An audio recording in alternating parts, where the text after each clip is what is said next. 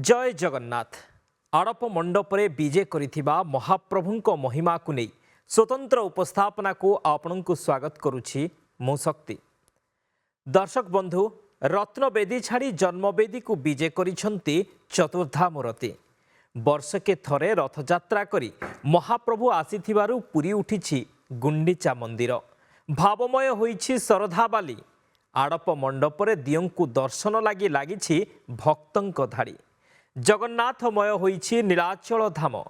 महाप्रभुंक अमृत कथा और महिमा को नहीं स्वतंत्र उपस्थापना आड़प मंडपरे श्रीजीउ।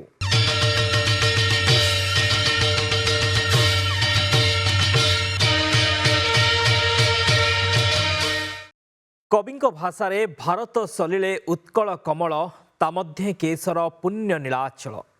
नीलाचल धामर पुण्य स्थान महावेदी। एही बेदी रे विजे होइछंती भाई भौणी सह कालिया शांत। शास्त्रीय विधि विधान अनुजाई चलीछि नीतिकांति। शास्त्र कहे नीलाद्री रे 10 वर्ष दर्शन कले जेतिकी पुण्य फल मिले आड़प मंडपरे दिने दर्शन कले सेही फल मिली थाए। तेबे कौन रहिछि एही आड़प मंडपर महात्म्य जानिबा से विषय रे। नीलाद्रौ शंख मध्ये शतदल कमले रत्न सिंहासनस्थं सर्वालंकारयुक्तं नवघन रुचिरं संयुतं चाग्रजेन। महाप्रभु श्री जगन्नाथ अखिल ब्रह्मांडर नायक से।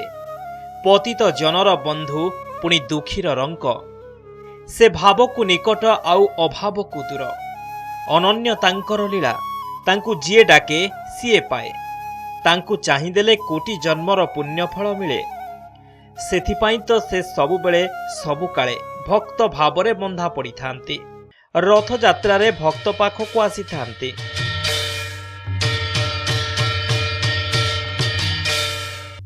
सेही भाव विनोदिया महाप्रभुंकर द्वादश यात्रा मध्य श्रेष्ठ यात्रा रथ यात्रा। वर्षकु थरे प्रभु रत्नवेदी छाड़ी जन्मवेदी को आसी थांती। चतुर्धामूर्ति 3 रथरे रथारूढ़ होई भक्त मेलरे गुंडीचा मंदिर अभिमुखे यात्रा करि थांती।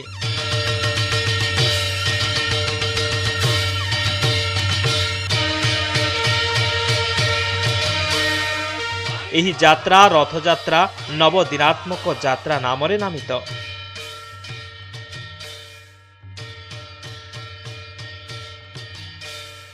कहुए महाराणी गुंडीचा देवी अनुरोध क्रमे वर्षकु थरे आड़प मंडपरे विजे करि थांती। आड़प मंडपरे 7 दिन रहणी करी भक्त जनंकु दर्शन देई थांती।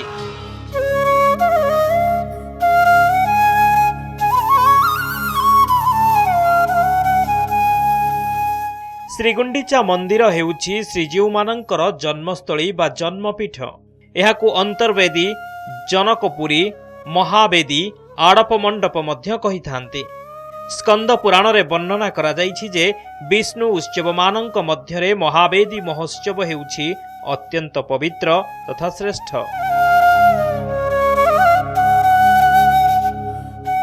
रथयात्रा दिन चतुर्धामूर्ति विजे करिथिबा रथत्रय यात्रा करी सरधाबाली पाट अगणारे पहुंची थांती। एहा परे श्रीजीउंकर नीतिकांति विधि अनुजाई हुए।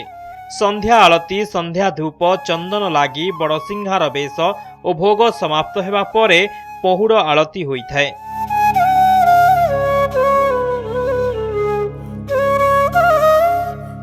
यापरे श्रीमुख खंडुआरे आवरण हेबा परे रथर सामना दरजा बंद करा जाए। श्रीजीउ माने रथ उपरे थिबा बेले सुखिला भोग लागी हुए।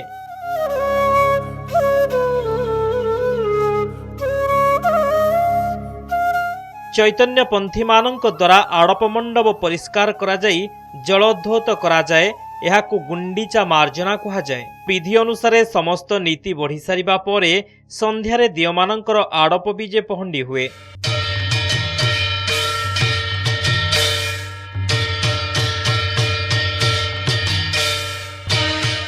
प्रथमे श्री मदन मोहन और रामकृष्ण महावेदी को विजे हुवंती। एहापरे श्रीजीऊ मानंकु चारमाळ उपरे टाहिया लागी करा जाई गोटी पहंडी रे आनी सिंहासन रे विजे करा जाई रुंधा होई थांती। पवित्र स्नान करा जाई सर्वांग लागी हुए। बड़ ओडिया मठ तरफरु जोगा जाइथिबा चंदन मार्जन करा जाए। गुंडीचा मंडपरे श्रीजीऊ माने सप्ताहे व्यापी अवस्थान करंती।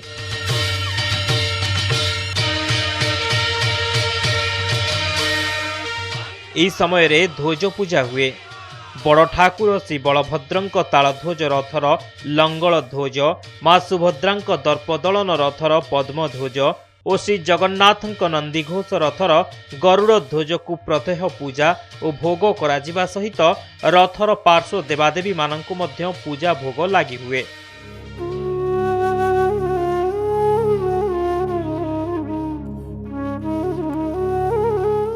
तीन रथरे ध्वज पूजा पंचोपचार रे करा जाइथाय। एही दिव्य रथरे कौनसी अशुभ विवेचित पक्षी बसिले संगे संगे रथंकु महास्नान करा जाए। रथ को रक्षा करिबा पई दिगपाल मानंकु पायस बलि और अतृप्त आत्मा मानंकु अन्न बलि दिया जाए।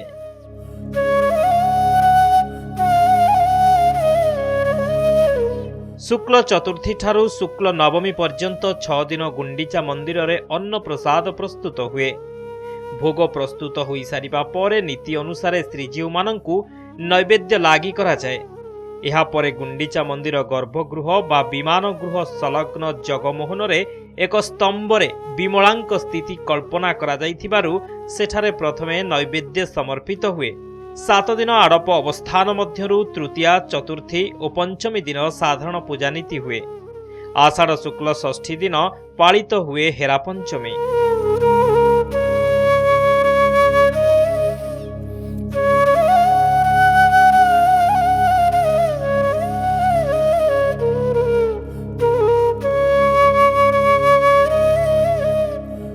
यह परदिन सप्तमी रे सकाळ धूप परे 3 जन पूजा पंडा श्रीजीऊंक श्रीअंगरु आज्ञामाल नहीं 3 रथंकु प्रदान करिबा परे रथ दक्षिण मोड़ होइथांती।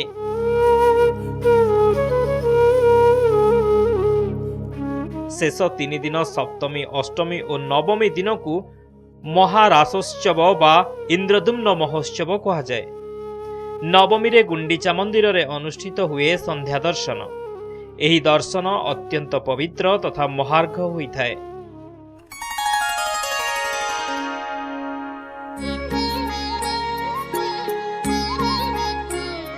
यहाँ परे आषाढ़ शुक्ल दशमी तिथि रे विधि अनुजाई चतुर्धा मूर्ति दक्षिणाभिमुखी रथरे विजे होई बाहुडा यात्रा करिथांते।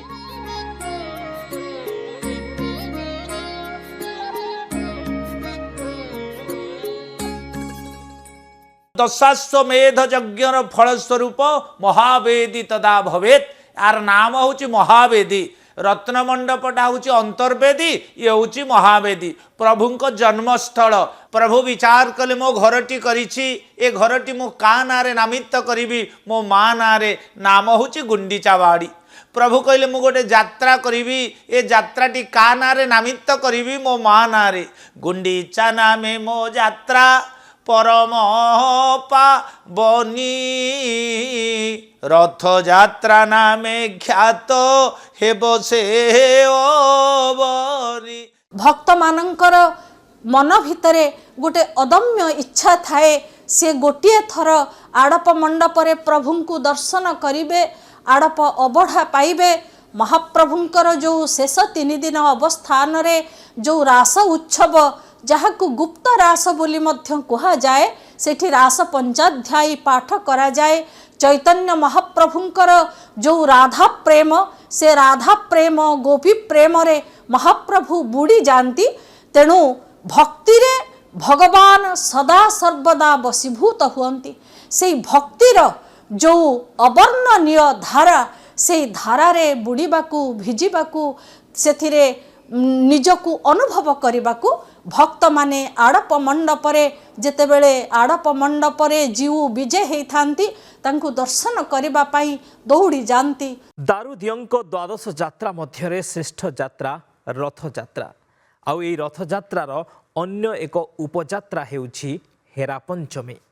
पवित्र आषाढ़ शुक्ल षष्ठी तिथि संपन्न होता है यह नीति। महाप्रभु भाई भौणी सह रथयात्रा करी आसिथिबारु अभिमान रे थांती माँ लक्ष्मी सांताणी। हेरा पंचमी तिथि रे माँ लक्ष्मी ठाकुराणी आसी नंदीघोष रथ काठ भांगी थांती। तेरे कौन यही परंपरा किपरि अनुष्ठित हुए हेरा पंचमी नीति जानिबा से विषय रे।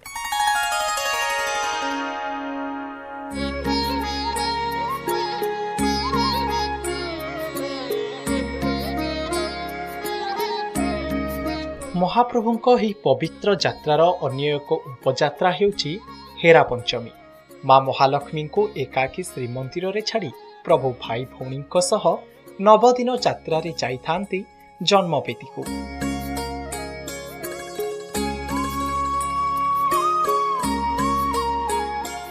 ଆଉ ସେଇଥିପାଇଁ ତ ଅଭିମାନରେ ଥାନ୍ତି ମା ଲକ୍ଷ୍ମୀ ସାନ୍ତାଣୀ। ଦୀର୍ଘ 5 ଦିନ ଅପେକ୍ଷା ପରେ ପ୍ରଭୁଙ୍କୁ ଖୋଜି ଖୋଜି ଭକ୍ତ ସେବକଙ୍କ ସହ ବିମାନରେ ବଡ଼ଦାଣ୍ଡ ଦେଇ ଯାତ୍ରା କରନ୍ତି ଗୁଣ୍ଡିଚା ମନ୍ଦିରକୁ।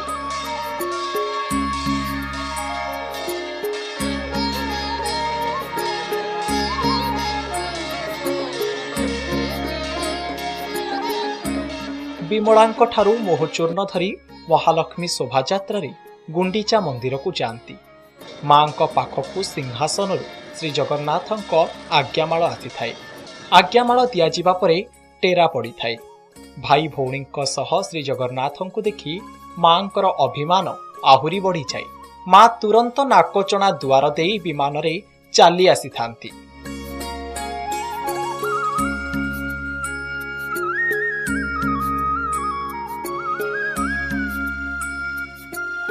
ଏହାପରେ ତାଙ୍କୁ ବନ୍ଦାପନା କରି ଦହିପଟି ମଣୋହି କରାଯାଏ। ମା ତାପରେ ନନ୍ଦିଘୋଷ ରଥ ପାଖକୁ ଯାଇ ରାଗ ଓ ଅଭିମାନରେ ରଥ କାଠ ଖଣ୍ଡିଏ ଭାଙ୍ଗି ଦିଅନ୍ତି।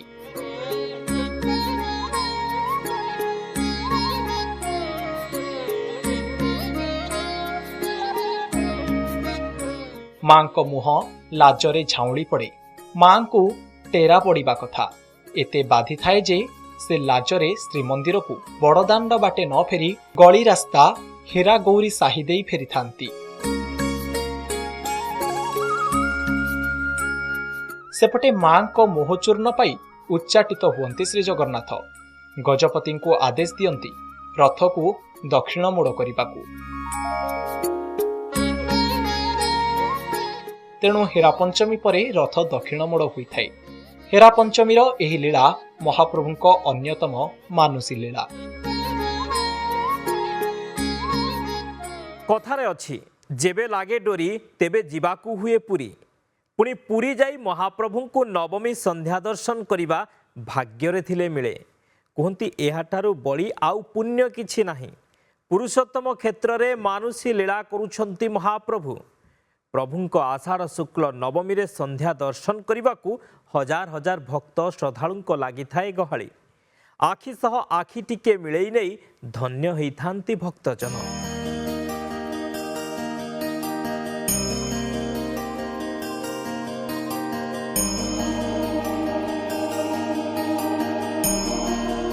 अखिल कोटि ब्रह्मांडर नायक हेउचंती महाप्रभु श्री जगन्नाथ। महिमा तांकर अपार। भक्त भावरे बंधा पड़ी थांती चिरकाल। तांकर दर्शन पाई सदा व्याकुल भक्तर मन।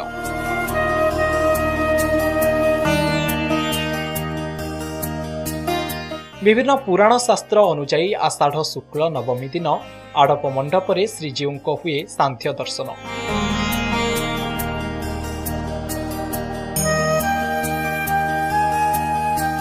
कुहाजाए महावेदी श्री विग्रह मानकर एही दर्शन अत्यंत पुण्यप्रद। नीलाद्रि महोदय ग्रंथरे वर्णित अछि नीलाचल स्थित श्रीमंदिर रे 10 वर्ष पर्यंत त्रिकाल पूजा समय रे भक्त साधारण भावे श्री विग्रह मानकर दर्शन रे जिउ फल पाहे सेई फल महावेदी बा आड़प मंडपरे गोटिए दिन दर्शन रे मिली थाए।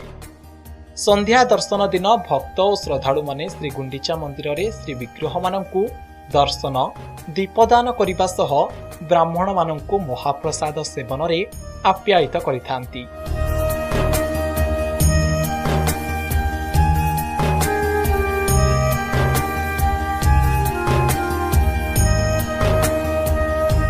अन्य एक विश्वास अनुसार कथा अछि जे जेउमाने महाप्रभुଙ୍କୁ मस्तक मुंडन सह इंद्रद्युम्न स्नान पूर्वक तर्पण करी महावेदी तांको दर्शन करती सेमाने सहस्र अश्वमेध यज्ञर फल लाभ करती।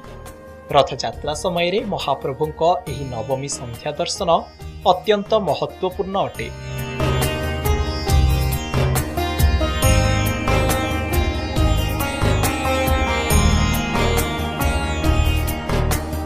नवमी दिन दियों दौड़ा भोग माने दुई थर भोग नीति अनुष्ठित होता है।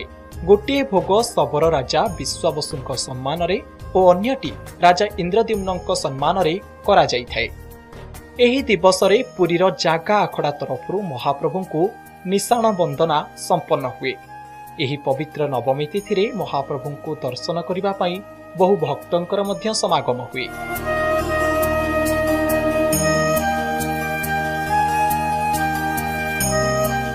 भक्त माने महाप्रभुଙ୍କୁ नवमी संध्या दर्शन करी निज प्रिय ठाकुरଙ୍କ निकटरे मन कथा जणै थांती।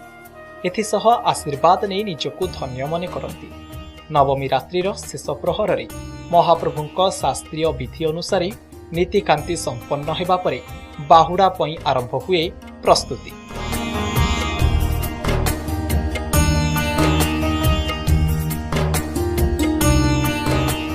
आड़प मंडपर अवस्थान जो सप्त दिन हुए से सप्त दिनर शेष पर्याय रे जो तिथिटी नवमी तिथि से नवमी तिथिर संध्या परे श्रीजीउंकर विभिन्न रीतिनीति करिबा पाई जो दर्शन बंद हुए शेष पर्यायर दर्शन टीकू सांध्य दर्शन बोली कहा जाए।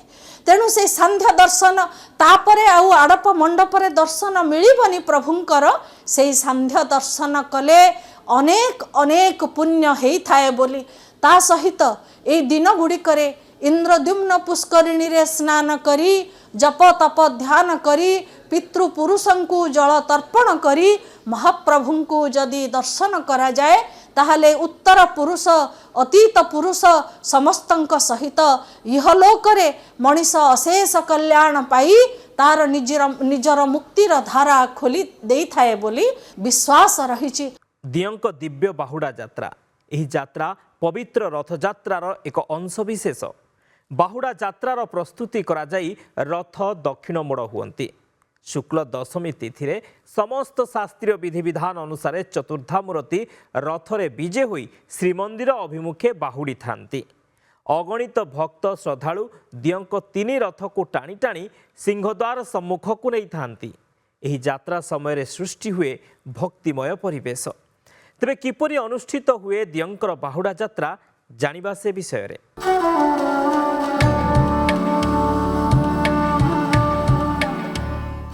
नीलाचल धामर अधिपति महाप्रभु श्री जगन्नाथ अपूर्व लीला तांकर जुग जुग धरी महाप्रभु एही क्षेत्र रे मानवीय लीला प्रकट करि आछंती।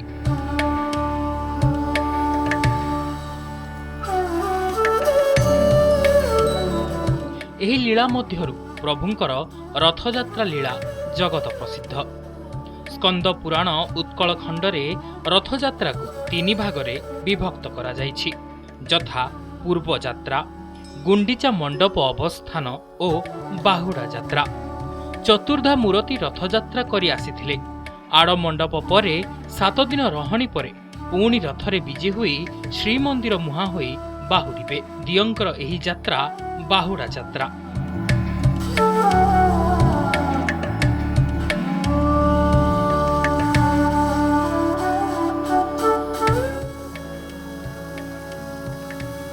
श्री जगन्नाथंकर फेरंता रथयात्रा बाहुडा यात्रा बा दक्षिणाभिमुखी यात्रा कहुए। बाहुडा यात्रा दिन सकाळे मंगल आळती, अवकाश, गोपाल बल्लभ और सकाळ धूप बा खेचुड़ी भोग होइथाए। एहा परे दैतापति माने सेनापटा लागि करंती। एही कार्य शेष हेबा परे पूजा पंडा, पति महापात्र और मुदिरस्थ सेवकंक द्वारा 3 बाड़े मंगलार्पण हुए। एहा परे डोर लागि पुष्पांजलि होई पहंडी हुए।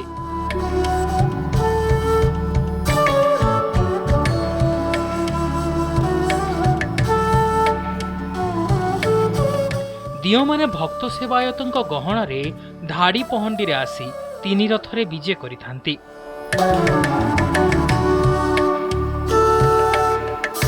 ରଥରେ ବିଜେ ନୀତି ଶେଷ ହେବା ପରେ ଗଜପତିଙ୍କ ଦ୍ୱାରା ଛେରା ପହରା ନୀତି ସମାପନ ହୋଇଥାଏ। ଏହାପରେ ଚାରମାଳ ଖୋଲାଯାଇ ଘୋଡ଼ା ଯୋଚା ହୁଏ। ବାଟରେ ମହାପ୍ରଭୁଙ୍କୁ ବିଭିନ୍ନ ମଠ ତରଫରୁ ପନ୍ତି ଭୋଗ ଅର୍ପଣ କରାଯାଏ। ବଡ଼ ଠାକୁର ଓ ସୁଭଦ୍ରାଙ୍କ ରଥଟଣା ହୋଇ ସିଂହଦ୍ୱାର ନିକଟକୁ ଆସିଥାଏ। ବାହୁଡ଼ା ଯାତ୍ରା ସମୟରେ ବାଟରେ ଅପେକ୍ଷା କରିଥାନ୍ତି ମାଉସୀ ମା ଅର୍ଦ୍ଧାଶନୀ ଦେବୀ। ପୌରାଣିକ କିମ୍ବଦନ୍ତୀ ଅନୁସାରେ ତ୍ରେତୟାରେ ମାତା କୈକେୟୀଙ୍କୁ ତାଙ୍କ ମାଗୁଣୀରେ ସ୍ୱୟଂ ବିଷ୍ଣୁ କହିଥିଲେ, କଳିଯୁଗରେ ମୋର ରୂପ ହେବ ଶ୍ରୀ ଜଗନ୍ନାଥଙ୍କ ରୂପ। ତୁମେ ଅର୍ଦ୍ଧାଶନୀ ଦେବୀ ରୂପେ ମୋ ମାଉସୀ ଭାବେ ପୂଜିତ ହେବ। ଏହି ବାହୁଡ଼ା ଯାତ୍ରାରେ ଫେରିବା ବାଟରେ ତୁମରି ପାଖରୁ ପୋଡ଼ପିଠା ଖାଇ ରତ୍ନବେଦୀକୁ ଆସିବି। ସେହି ଆଧାରରେ ବାହୁଡ଼ା ରଥ ଆସିବା ବେଳେ ମାଉସୀ ମା ମନ୍ଦିରରେ ଅଟକି ଯାଆନ୍ତି। ଆଉ ମହାପ୍ରଭୁଙ୍କୁ ଅର୍ପଣ କରାଯାଏ ତାଙ୍କର ପ୍ରିୟ ପୋଡ଼ପିଠା।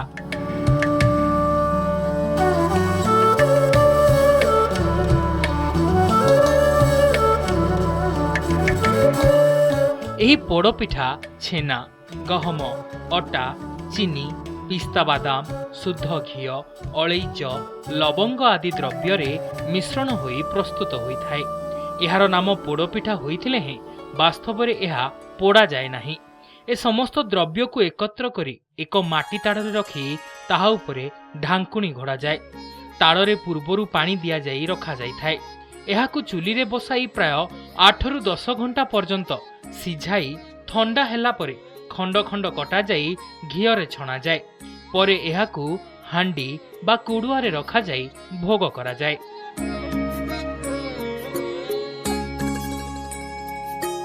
ରଥ ଗଡ଼ି ଗଡ଼ି ଆଗକୁ ଆସନ୍ତି। ଶ୍ରୀନଅର ପାଖାପାଖି ମହାପ୍ରଭୁଙ୍କ ରଥ ପହଞ୍ଚିଲା ପରେ ଲକ୍ଷ୍ମୀ ନାରାୟଣ ଭେଟ ନୀତି ଅନୁଷ୍ଠିତ ହୋଇଥାଏ।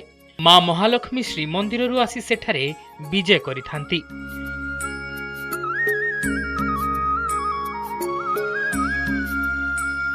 ଭିତରଛ ମହାପାତ୍ର, ପତି ମହାପାତ୍ର ଓ ରାଜଗୁରୁଙ୍କ ସହାୟତାରେ ପନ୍ତି ଭୋଗ ପରେ ଗଜପତି ମହାରାଜା ଲକ୍ଷ୍ମୀ ପ୍ରତିମାଙ୍କୁ ନନ୍ଦିଘୋଷ ରଥ ଚାରିପାଖେ ପରିକ୍ରମା କରାଇଥାନ୍ତି। ଏହା ଲକ୍ଷ୍ମୀନାରାୟଣ ଭେଟ ନାମରେ ନାମିତ।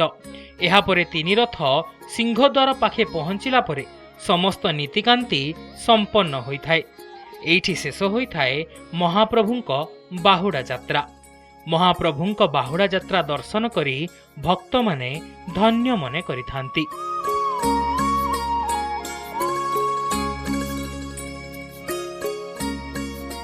ସିଏ ମଣିଷ ଭଳି ମଣିଷକୁ ଦେଖେଇ ହେବା ପାଇଁ ବେଶ ହୁଅନ୍ତି, ଖାଆନ୍ତି, ପିଅନ୍ତି, ଶୁଅନ୍ତି, ଗାଧାନ୍ତି, ଦାନ୍ତ ଘଷନ୍ତି, ଫୁଲମାଳ ମାଗନ୍ତି, ଆଉ ଲୁଗା ମାଗନ୍ତି, ଭକ୍ତର ପ୍ରେମକୁ ଟିକେ ମାଗନ୍ତି। ମୋତେ ଟିକେ ପ୍ରେମ କର, ମୁଁ ତତେ ପ୍ରେମ କରିବି, ତୁ ଟିକେ ମୋତେ ଭାବ ସୂତ୍ରରେ ବାନ୍ଧେ, ମୁଁ ତୋର ଭାବ ସୂତ୍ରରେ ଟିକେ ବାନ୍ଧି ହେବା ପାଇଁ ଇଚ୍ଛା କରୁଛି, ତୁ ମୋତେ ଟିକେ ଡାକ, ମୁଁ ଟିକେ ଡେଇଁକି ପଳେଇବି ତୋ ହୃଦୟ ପାଖକୁ। ମୁଁ ପୁରା ଭକ୍ତ ବିନୋଦିଆ, ଭକ୍ତର ପ୍ରେମକୁ ଭୁଲି ପାରେନି। ଆରେ ସବୁକୁ ଭୁଲିଯାଏ, ଭକ୍ତ ମୋର ହେଉଛି ପ୍ରାଣ, ଭକ୍ତ ମୋର ହେଉଛି ଜୀବନ। ସେଇଥିପାଇଁ ହେରା ପଞ୍ଚମୀ ଦିନ ମା ମହାଲକ୍ଷ୍ମୀ କଥା ଦେଇଛନ୍ତି, ଲକ୍ଷ୍ମୀ ମନ ଦୁଃଖ କରନି, ଭଉଣୀକି ଆଣିକି ଆସିଛି ଟିକେ ବୁଲିବା ପାଇଁ, ଭାଇ ମୋର ଆସିଛି ସାଙ୍ଗରେ ବୁଲିବା ପାଇଁ। ଭକ୍ତ ବିନୋଦିଆ ଠାକୁର ଟିକେ ଭକ୍ତ ବାଉଳିଆ, ମୁଁ ଭକ୍ତର ବାଉଳିରେ ଟିକେ ପଡ଼ି ଭକ୍ତ ପାଖକୁ ଟିକେ ପଳେଇ ଆସିଲି। ଆଉ ମୁଁ ଫେରିଯିବି ବଡ଼ ଦଶମୀ ଦିନ, ନିଶ୍ଚିତ ଭାବରେ ବାହୁଡ଼ା ଦଶମୀ ଦିନ ମହାପ୍ରଭୁ ବାହୁଡ଼ା ଦଶମୀରେ ବାହୁଡ଼ି ଯିବେ। ଦର୍ଶକ ବନ୍ଧୁ, ସମୟ ଶେଷ ହୋଇଛି। ମହାପ୍ରଭୁଙ୍କ ଆଡ଼ପ ମଣ୍ଡପରେ ଦର୍ଶନ କରନ୍ତୁ, ଆଶୀର୍ବାଦ ଲାଭ କରନ୍ତୁ, ଧନ୍ୟ ମନେ କରନ୍ତୁ। ଆଜି ପାଇଁ ସମୟ ଶେଷ ହୋଇଛି। ସ୍ୱତନ୍ତ୍ର ଉପସ୍ଥାପନାକୁ ଏଇଠି ରଖୁଛୁ। ନମସ୍କାର।